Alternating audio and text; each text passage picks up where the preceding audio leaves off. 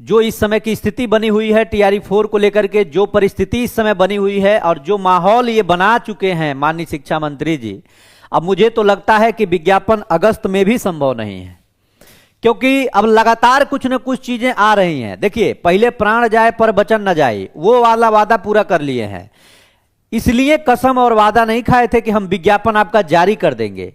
माननीय मंत्री जी का वादा और कसम इसलिए था कि हम हर हाल में अधियाचना भेज देंगे। अब बीपीएससी चाहे 1 महीना में जाए चाहे 4 महीना में जाए, खेला 2.5 साल से चल रहा है।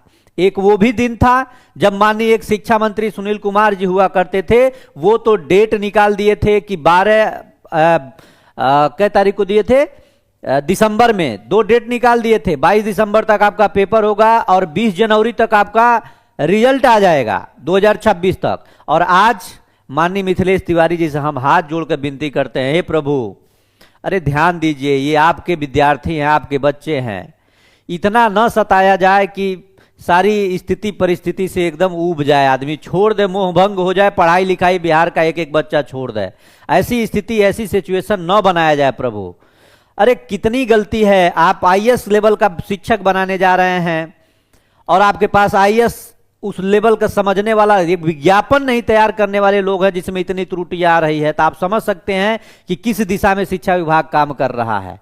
एक अंदर से बहुत आक्रोश हो रहा है कि मतलब यार ये क्या चल रहा है, हम लोग किस स्थिति से जूझ रहे हैं, किस स्थिति से चल रहे हैं, उसके बावजूद भी सारी चीजें सही नहीं होने को नाम ले रही हैं। ये बहुत एक विडंबना वाली बात लग रही है।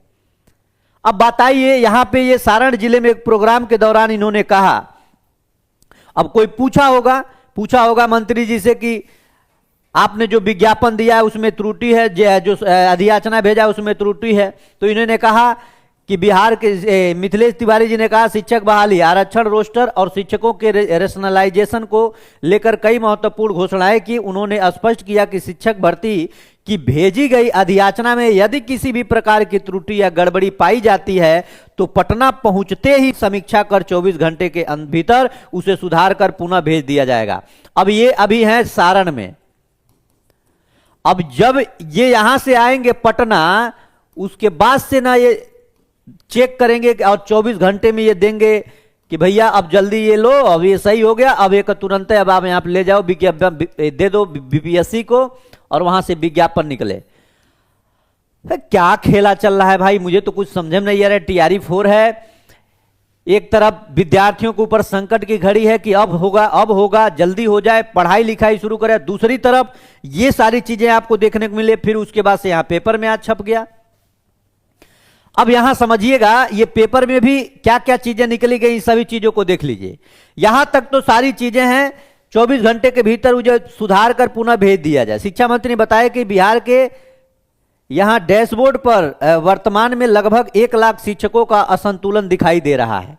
यहां जहां कहीं शिक्षकों की अत्यधिक संख्या है तो कहीं कमी भी। अब बताइए, पेपर में भी कितना गलती लिखा है, यहां लिखा है तो कहीं भाषी कमी, बड़ी कमी लिखा है भाषी कमी।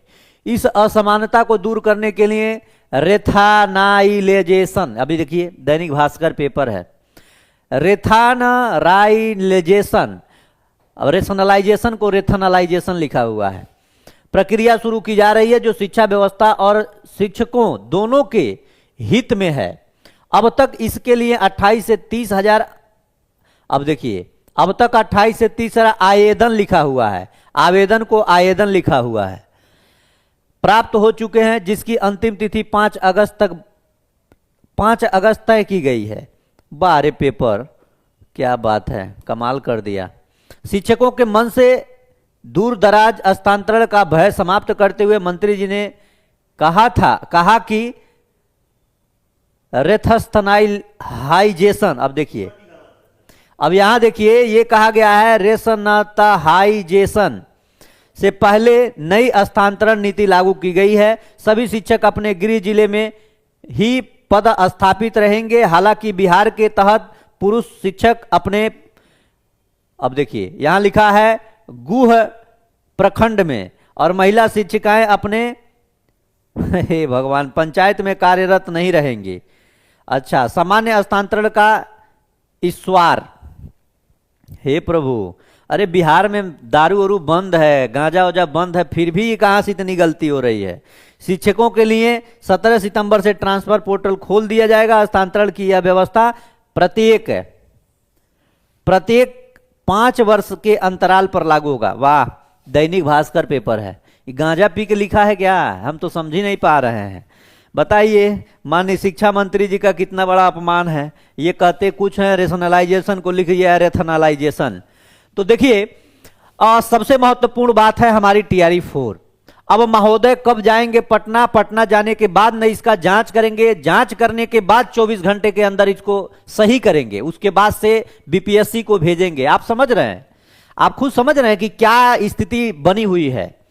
हमको तो ये लगता है, रियल में मैं बता रहा हूं कि आज आपका 4 अगस्त है, अगर कल परसों शिक्षा मंत्री जी आएंगे तो 24 घंटे के अंदर उसको मंगाएंगे, सारी चीजों को जांच करेंगे, उसके बाद से अधियाचना भेजेंगे BPSC को। और जैसा कि ये मुझे लग रहा है कि BPSC अधियाचना पाते पाते ये भी मंथ निकलेगा, और हमको लग रहा है कि अब अगस्त में जो स्थिति चल रही है, अगस्त में तो नोटिफिकेशन देने के मूड में है ही नहीं है।